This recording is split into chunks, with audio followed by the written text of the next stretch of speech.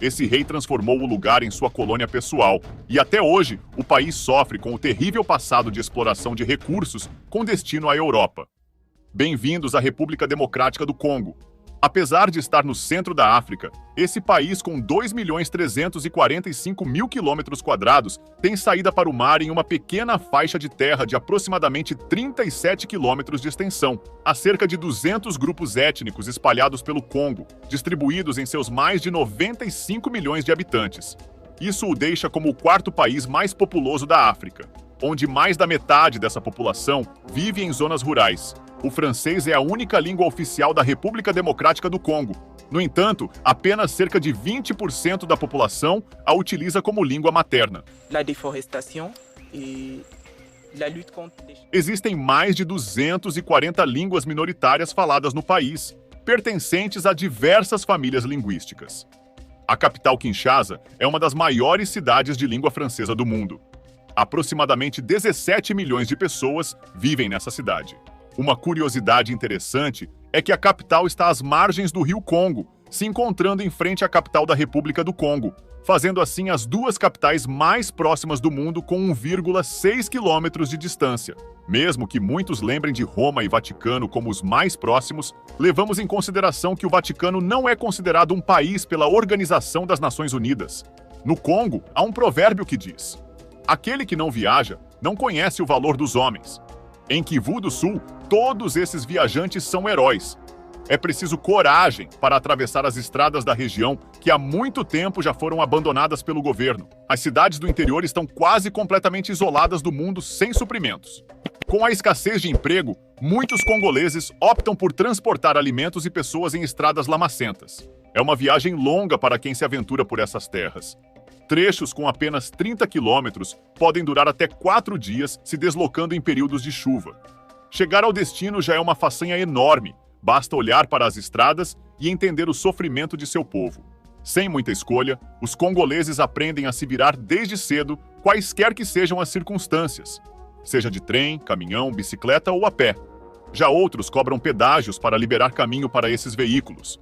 De bicicleta, por exemplo, os viajantes empurram até 200 quilos de carga para trazer de um vilarejo para outro. Já em caminhões, é frequente quebrarem no meio do caminho pela dificuldade e desafios trazidos na jornada, com estradas estreitas, piscinas de lamas e pontes quebradas. Com isso, devido a preços inacessíveis de transporte para a maior parte da população, muitas pessoas viajam nos tetos de trens correndo sérios riscos. Na capital, em razão da falta de transporte público confiável, negociar com os motoristas faz parte da rotina. São carros velhos e em péssimo estado. O preço de uma corrida de táxi varia de 1.000 a 5.000 francos congoleses, ou seja, cerca de 2 a 9 reais por quilômetro. Esse serviço é pouco ou quase sem nenhuma acessibilidade para o povo congolês, que também utiliza de motos ou bicicletas para se locomover pelas cidades, devido ao custo mais baixo. Algumas cidades do Congo possuem pista de pouso de terra para facilitar o acesso e transporte de mercadorias. Porém, as torres são inseguras e não são devidamente equipadas com radares para orientar os pilotos. Em Chalbunda, os preços são tão caros que a gasolina pode custar uma pequena fortuna de $5 por litro. O custo de vida em muitas cidades sem acesso é mais caro do que em qualquer cidade da Europa. Alguns produtos chegam a custar de 3 a 4 vezes mais. Os próprios mercadores ficam com uma parcela mínima de lucro. A infraestrutura precária pelo país dificulta a vida do seu povo, aumentando o valor dos alimentos e utensílios básicos. A moeda local é o franco congolês, que foi introduzida em 1887, quando o Congo ainda era uma colônia belga. A renda média gira em torno de $49 por mês, ou cerca de R$ 240, muito abaixo da média global. Uma região isolada com um custo de vida altíssimo? Você deve estar se perguntando por que 80.000 pessoas moram nessa cidade. E a resposta é simples. O rio Ulinde atravessa a região e desde 2014, com a descoberta de ouro em seu leito, milhares de pessoas vieram atrás de ganhar a vida. Como um caixão flutuante, mineiros se arriscam nessas águas sem saber se voltarão vivos para casa, devido a naufrágios e grupos armados que os extorquem constantemente. Estima-se que até 700 quilos de ouro sejam retirados do rio todos os anos. Essa abundância de ouro rende poucos benefícios para os congoleses que disputam com grandes empresas chinesas que se beneficiam da extração desse metal. Os trabalhadores locais enfrentam muitos desafios, com desentendimentos constantes devido à falta de segurança que resulta em muitos acidentes. Muitas famílias tiram seu sustento desse metal precioso, que dali são exportados para outros países que exploram o Congo através de acordos com o governo. Tamanha fartura não chega à população. A riqueza é restrita a meia dúzia de empresários e governantes. Sim, meus amigos, o Congo é um dos países mais corruptos do mundo, segundo o Índice de Percepção de Corrupção de 2022. Essa nação se encontra na 166ª posição, dos 180 países avaliados. Assim como muitos países africanos, a República Democrática do Congo enfrenta sérios problemas de corrupção, atribuídos principalmente à instabilidade política, falta de educação e incompetência de líderes que exploram o país em seu próprio benefício, alimentando ainda mais a pobreza e a desigualdade, resultando em condições de vida primitivas para a maioria. Os problemas persistem até os dias de hoje, com líderes incapazes de combater esse mal. Atualmente, apenas uma pequena elite do país vive no luxo, em grande parte composta por parentes de políticos em cargos governamentais. Pessoas acabam pagando um preço alto pela corrupção, com falta de energia elétrica, sistema de esgoto ou água potável.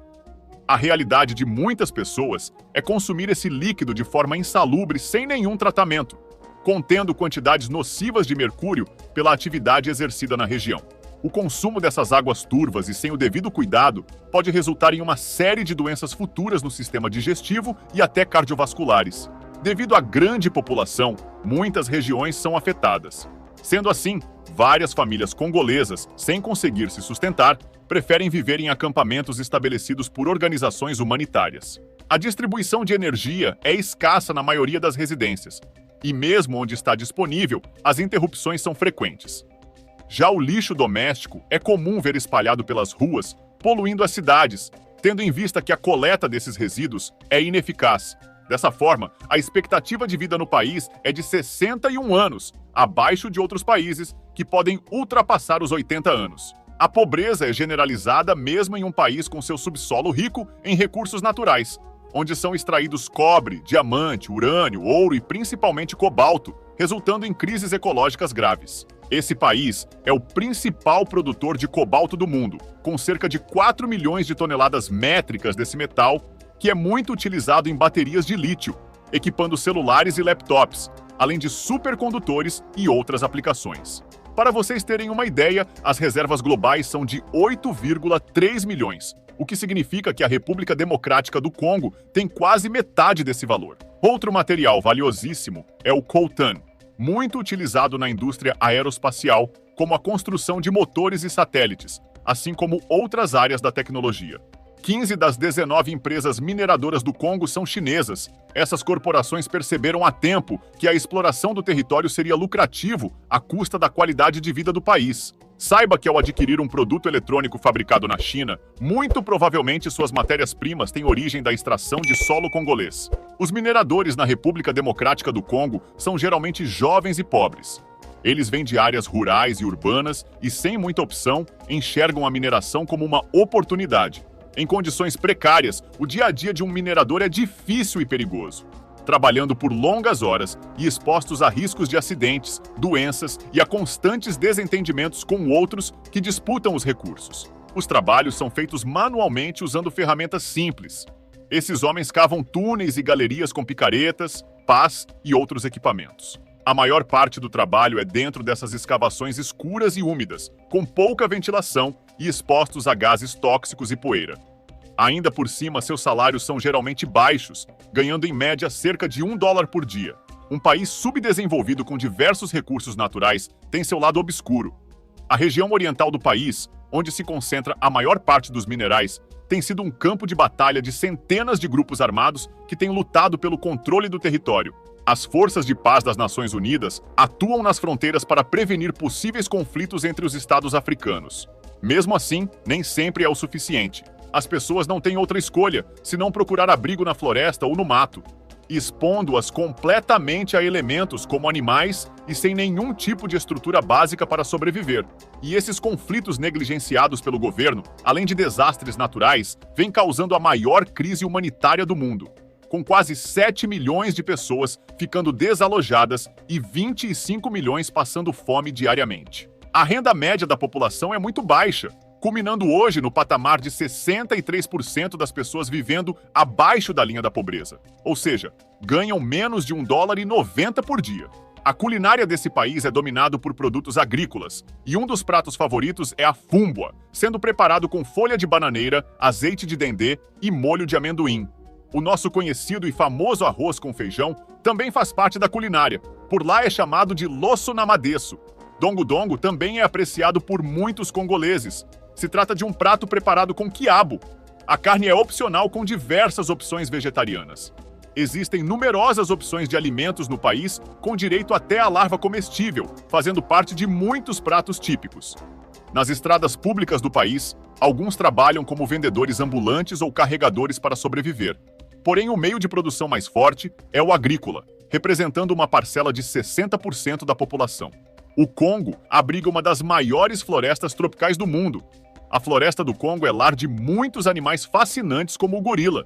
O Parque Nacional de Virunga comporta 25% de todos os gorilas do planeta.